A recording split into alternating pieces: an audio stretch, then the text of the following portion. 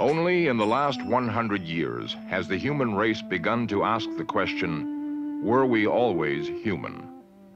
It was not until 1973, when an anthropologist happened to look down at the crumbling soil of Ethiopia, that we achieved a new look at our past.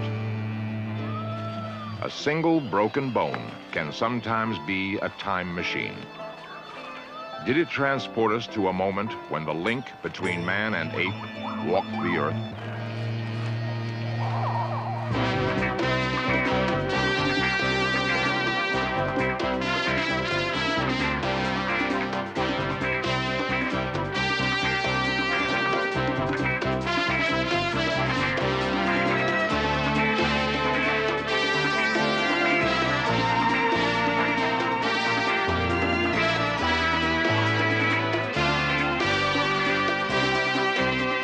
This series presents information based in part on theory and conjecture. The producer's purpose is to suggest some possible explanations, but not necessarily the only ones, to the mysteries we will examine.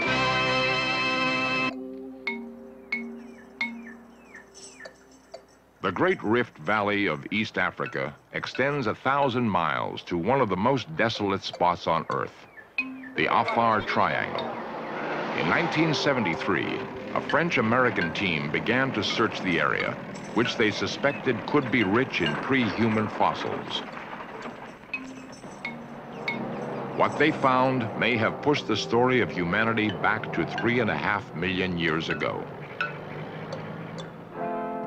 October. Don Johansen was leader of the American team. This reenactment, based on his book, Lucy, shows how he literally stumbled onto the first of 3 amazing discoveries. The bone seemed to be the shin of a small primate. Upright walking humans had never been found in soil this old, soil which team geologists had dated to 3.5 million years BC. He carefully marked and cataloged the spot. Johansen spotted another bone. He couldn't believe his luck. Fossil limbs are extremely rare, and his 2 fragments fit into a perfect knee joint. What he noticed next took his breath away. He knew that the knees of apes meet in a straight line, human knees at a slight angle. This knee looked almost human.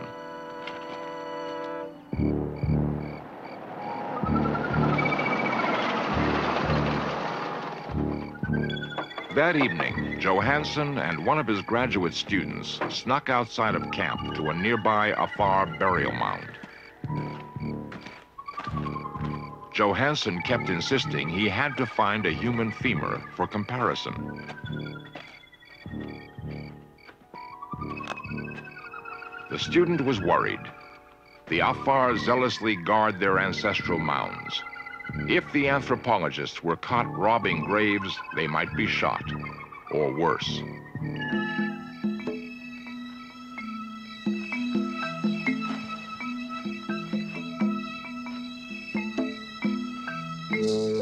Luckily, inside the mound was a modern femur. Except for size, the bones were almost exactly the same. They respectfully replaced the femur. From the knee joint alone, Johansen suspected the unknown creature walked upright. His subsequent discoveries were to revolutionize our beliefs of when the first human walked the earth. The following year, Johansen returned to the Afar with a larger group. The digs began to yield dramatic finds. Prehistoric hippos, crocodiles, the huge skull of an extinct mastodon. Meanwhile, the painstaking search continued for human ancestors. They would have considered themselves lucky that season to find a single pre-human bone. That's why the events of late November were unbelievable. Johansen hit his second streak of luck. Crossing down a small gully, he spotted a bone. And another. They pulled out a vertebrae, part of an arm, and more. Had they found King Solomon's mines, the scientists could not have been more overjoyed. What they dug from the dry soil would eventually bring them fame, scientific acclaim, and a backlash of controversy that continues to this day. For they had found a full-grown woman, 3.5 feet tall, weighing 50 pounds. A woman who was not quite human. Dr. Johansen and his colleague, Dr. Tim White, analyzed the fossils and later named a new species. Well, what we see here is one of the most remarkable discoveries that's ever been made in the study of human origins. We have a skeleton which is about 40% complete. Normally, we're happy when we find a bit of a jaw or a bit of an arm, and here we've got parts of legs, parts of arms, parts of the skull, nearly a complete lower jaw. And she's popularly come to be known as Lucy. To anthropologists around the world, she's known as Australopithecus afarensis, or the Afar ape man. And she represents for us the oldest, most complete human ancestor known from anywhere in the world. What Lucy shows us is a creature that was a mosaic creature. Her hip, her knee, her foot would have been very human in appearance, and yet when we look to parts of her face, represented here by her lower jaw, we find that it's very protruding lower portion of the face. We have portions of her brain case, and they show that the brain was very, very small, smaller even than some modern chimpanzees. We have been looking and are always looking for various links in the evolutionary chain.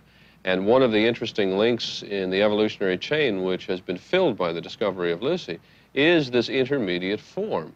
That is to say, we've got a form that's fully upright, walking on 2 legs, just as modern humans do, but still has a lot of evolutionary change necessary to make it truly human in the teeth and the face, the jaws, and the size of the skull.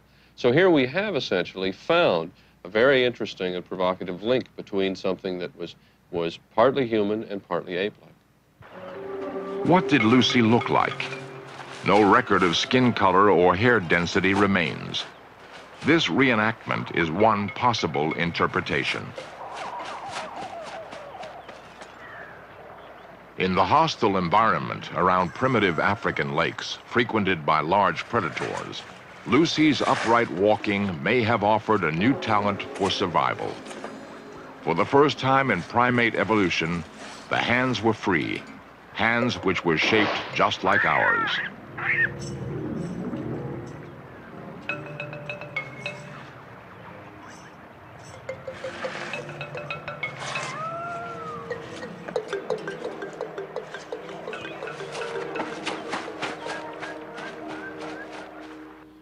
We can assume that these hominids were at least as intelligent as a modern chimpanzee. But we can't assume that they were more intelligent or that they had speech or anything like that because we don't have any record of their tools. We don't find a stone tool record until much later in time, much younger than Lucy.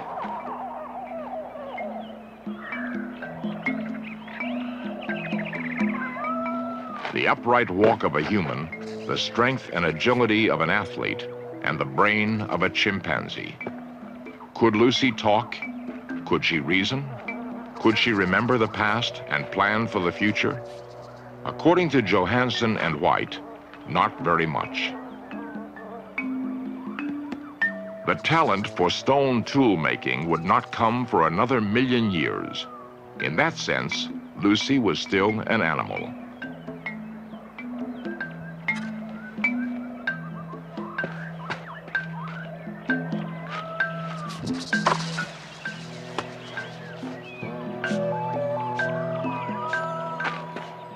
Not all scientists agreed with this interpretation.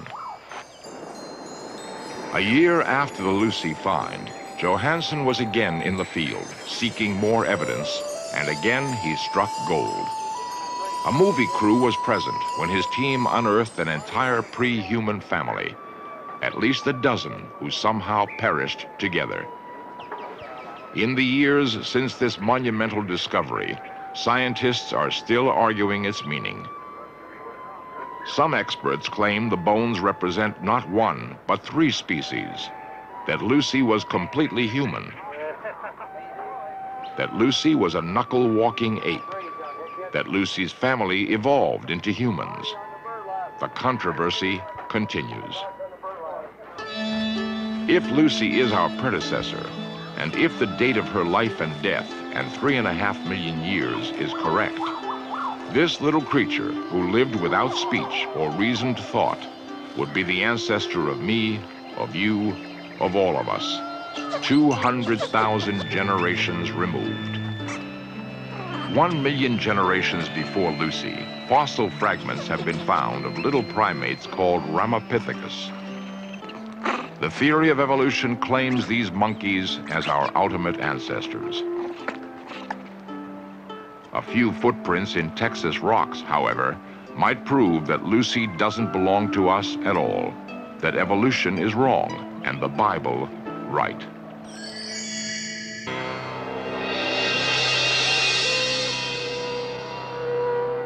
If the theory of natural evolution is correct, then the Earth must be very old. What scientists call the geologic column is layer after layer of rocks built up over time. A slice through this birthday cake would expose 4 billion years of slow change. Human bones would be found only in the very top, and dinosaur bones only in the middle.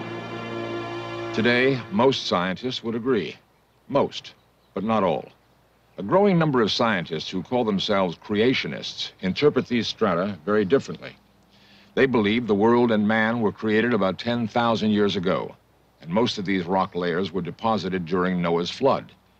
It's hard to imagine a more controversial split today in the ranks of science. At the Institute for Creation Research in San Diego, scientists are gathering to coordinate and publish their interpretation of origins. The Creation Research Society now claims 700 PhDs and Masters of Science.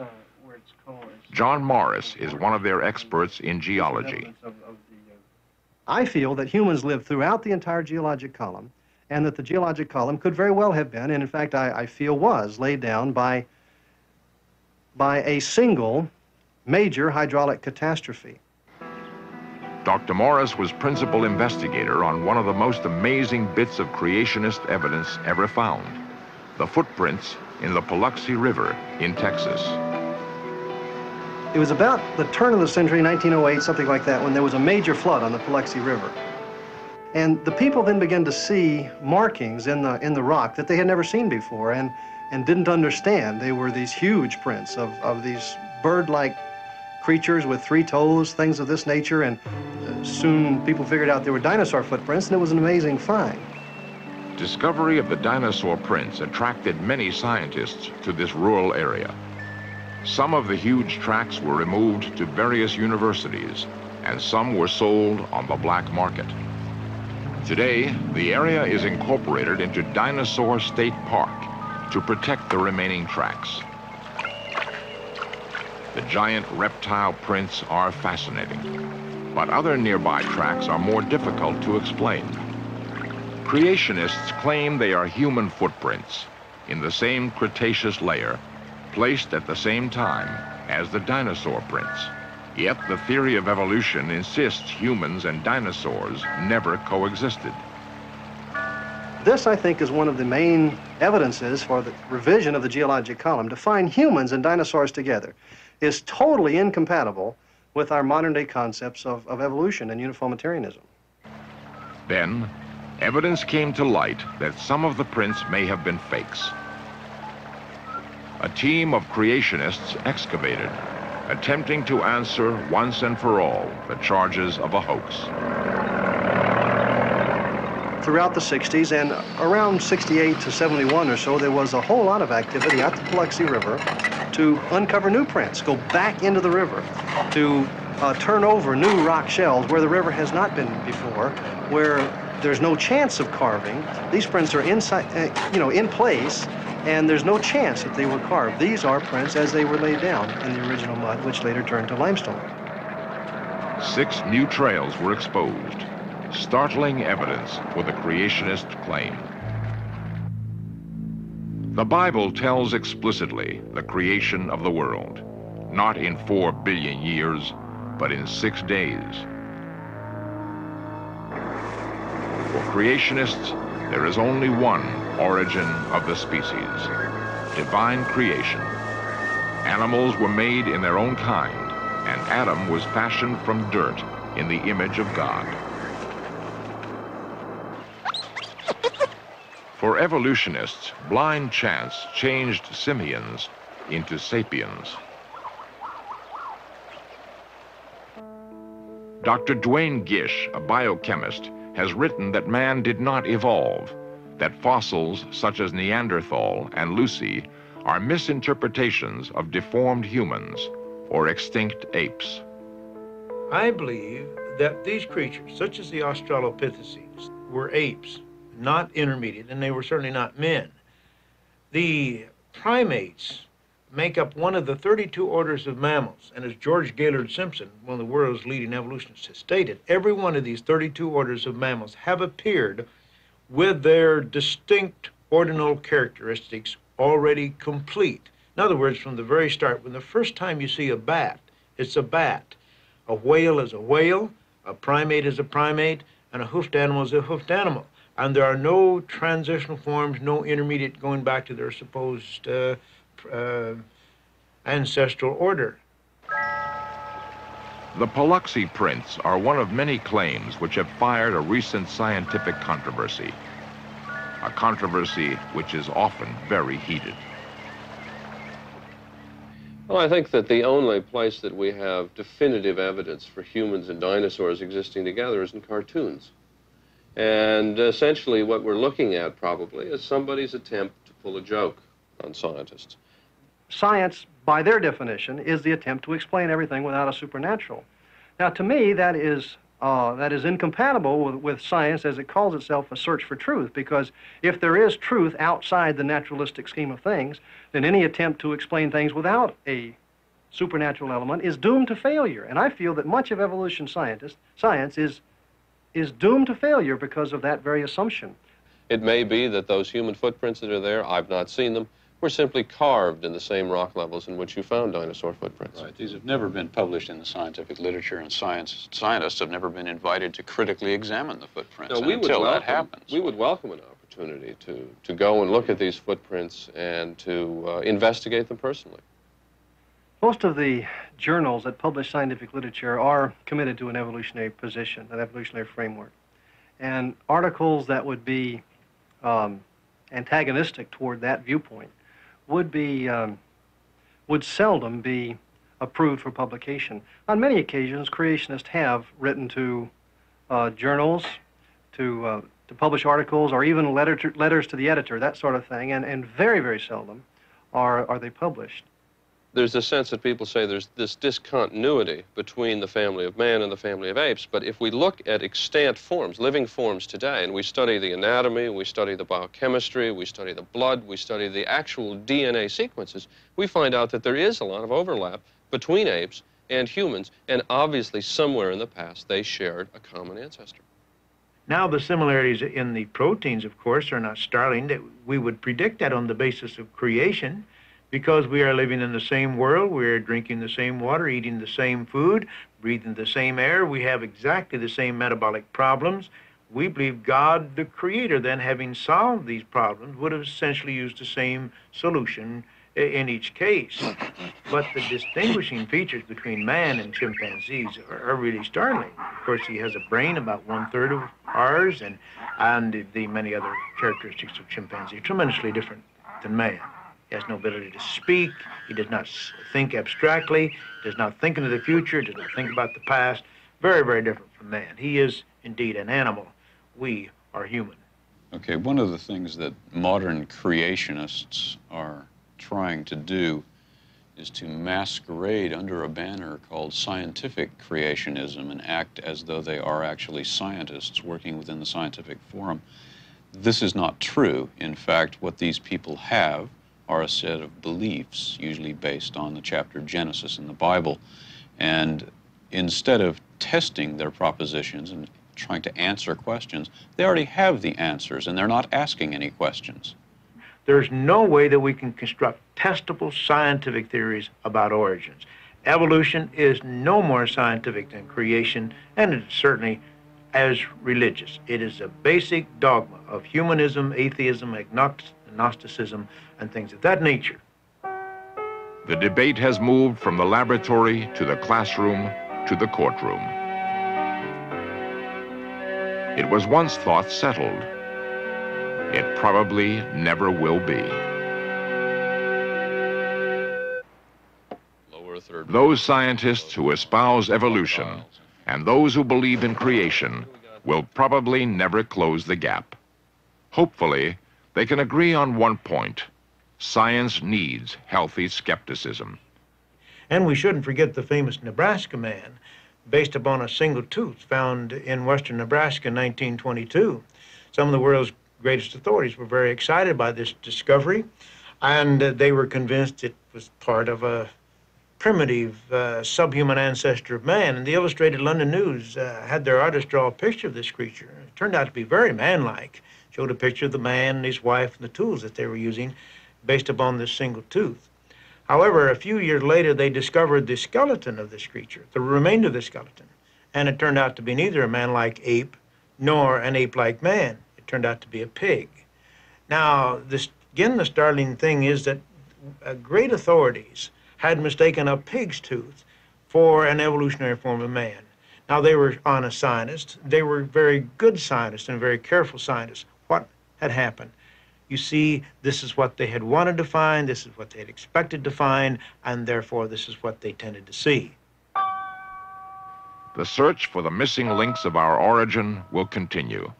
Perhaps we really hope to find our destiny.